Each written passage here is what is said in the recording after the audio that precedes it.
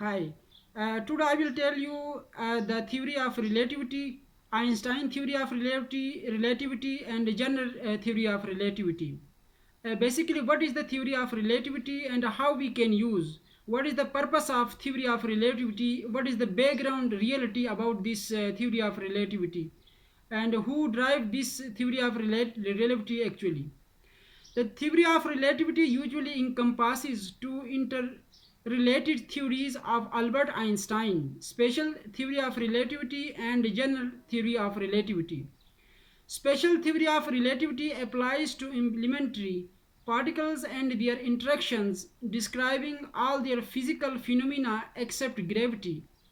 General theory of relativity explains the law of gravitation and its relations to other forces of nature. It applies to the cosmological and astrophysical realm, including astronomy. The theory transformed theoretical physics and astronomy during the 20th century, suspending a 200-year-old theory of mechanics created primarily by Isaac Newton. It introduced concepts including space-time as a unified entity, of space and time relativity, of simultaneously kinematic and gravitational time dilation, and length construction.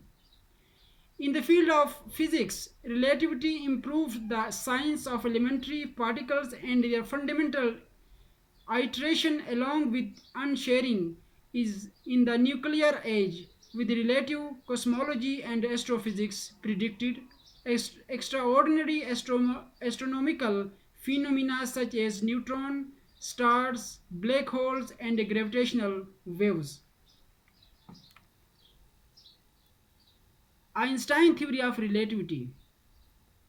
Einstein theory of relativity predicted that the space-time around Earth would be not only wrapped but also twisted by the planet's rotation. Gravity probe B showed this to be corrected.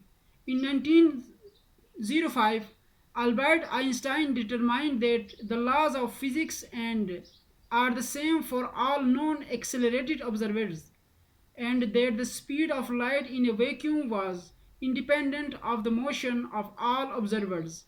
This was the theory of special relativity.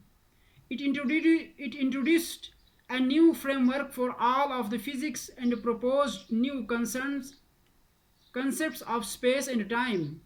Einstein then spent 10 years trying to include acceleration in the theory and published his theory of general relativity in 1915. In it, he determined that massive objects cause a distortion in spacetime while is felt as gravity. The tug of gravity. Two objects exert a force of attraction on one another known as gravity. Sir Isaac Newton quantified the gravity between two objects when he formulated his three laws of motion. The force tugging between two bodies depends on how massive each one is and how far apart the two lie. Even as the center of the earth is pulling you towards it, keeping you firmly lodged on the ground. Your center of mass is pulling back at the earth, but the more massive body barely feels the tug from you, while with your much smaller mass, you find yourself firmly rooted thanks to that same forces. Yet Newton's laws assume that gravity is an innate force of an object that can act over a distance. Albert Einstein, in his theory of special relativity, determined that the laws of physics are the same for all known accelerated observers. And he showed that the speed of light within a vacuum in the same known matter, the speed at which the observers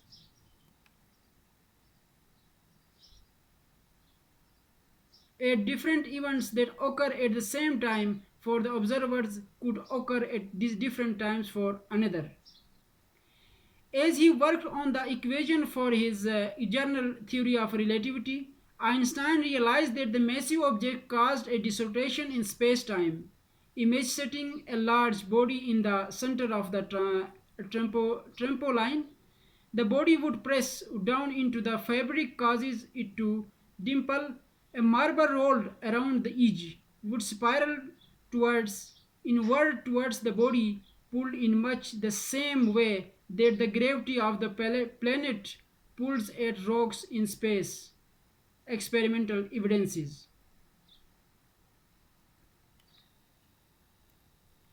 Although instruments can neither see nor measure space-time, several of the phenomena predicted by its wrapping have been confirmed.